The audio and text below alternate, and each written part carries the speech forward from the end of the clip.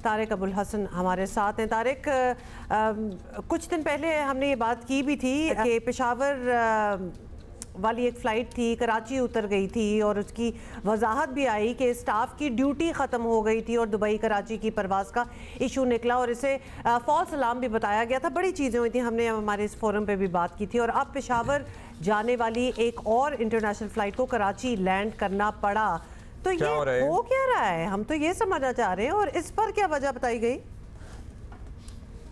जी, इस वक्त PIA अपनी इंजीनियरिंग के लिहाज से खासी मुश्किलात में है। जिस दुबई परवाज़ के मुतालिक सोशल मीडिया पे इशू बना के तैयारा रास्ता भूल कर जो है कराची में लैंड कर गया, तो सोशल मीडिया पे बाज़ इशू बहुत गलत तरीके से रिपोर्ट होते हैं, जिसकी वजह से बहुत सारी कन्फ्यूजन्स होती हैं।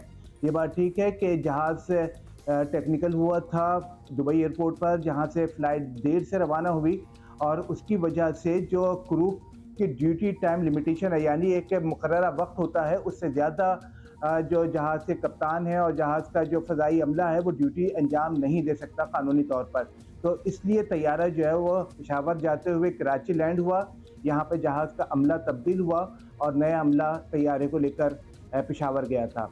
लेकिन पिछले कुछ दिनों में जो मुसलसल 2 परवाज़ें कराची में जो है वो टेक्निकल बुनियादों के ऊपर लैंड हुई हैं, वो खासा सीरियस इशू है। शुरू में कुछ ऐसा रिपोर्ट हुआ था कि तैयारे के अंदर हाइड्रोलिक प्रॉब्लम हुई थी, जिसकी वजह से जो है वो तैयारे को कराची में इमरजेंसी लैंडिंग करना पड़ी।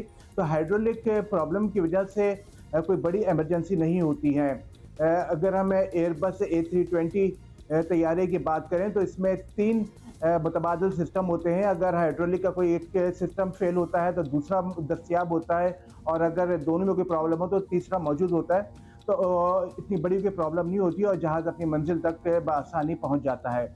लेकिन जो सबसे अहम चीज़ है कि केबिन के अंदर अगर जो है वो प्रेशर कम हो जाए तो जो है बड़ी परेशानी हो जाती है, और जो PIA के 2 फ्लाइटें थी उसके साथ यही प्रॉब्लम हुई थी। तारिक, आपसे हम ये ज़रूर पूछना चाहेंगे कि अब क्या होना है, क्योंकि तैयारे जो हैं वो ग्राउंड भी होते जा रहे हैं, मतलब ये भी पता चल रहा है PIA के पास ऑपरेशनल रह क्या गया है, ये हमारा सवाल है। पहले ही डोमेस्टिक और इंटरनेशनल रूट्स पर बहुत सी फ़्लाइट्स जो हैं वो कैंसिल या ताख़ीर का शिकार हो रही हैं, तो क्या ये मसला अब और बढ़ेगा? क्या आप देख रहे हैं होते हुए?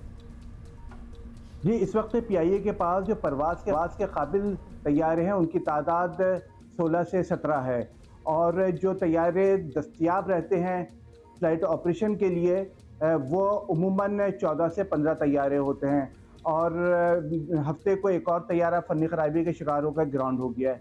तो इस तरह PIA का फ़्लाइट ऑपरेशन तो यकीनी तौर पर मुश्किलात का शिकार है। PIA ने अभी एक अपना ऑडिट कराया था जो जनवरी लेकर, और अप्रैल का एक ऑडिट हुआ था जिसमें PIA की आमदनी 68 यानी 68 अरब रुपए रही थी, जो कि सिर्फ 4 महीने में खासी माकूल आमदनी है। और इसमें PIA का जो ऑपरेटिंग मुनाफा था वो 2 अरब 80 करोड़ रुपए का मुनाफा, ऑपरेटिंग मुनाफा। PIA के ज़राए से बात हुई तो इसके अंदर ये तमाम जो PIA इंजीनियरिंग के हेड हैं, यानी चीफ टेक्निकल ऑफिसर, इनके ऊपर सारी जिम्मेदारी डाली जा रही है। और इसके अलावा PIA के CEO के ऊपर कि आमदनी बेहतर होने के बावजूद इन्होंने स्पेयर पार्ट्स की ख़रीदारी बर वक्त क्यों नहीं कर रहे हैं।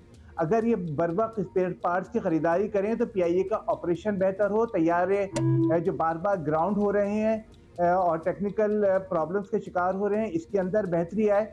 लेकिन नामालूम वजूहात की बिना पर लग ये रहा है कि PIA को दिन ब दिन जो है वो ख़राब से ख़राब तर जो है वो ज़ाहिर किया जाए, और इसका नतीजा PIA की प्राइवेटाइजेशन के ऊपर भी पड़ेगा। क्योंकि अगर PIA अच्छी आमदनी करते हुए फ़रोख्त के लिए पेश की जाएगी तो उसके लिए अच्छी बोली मिलेंगी और अच्छी कंपनी आएंगी।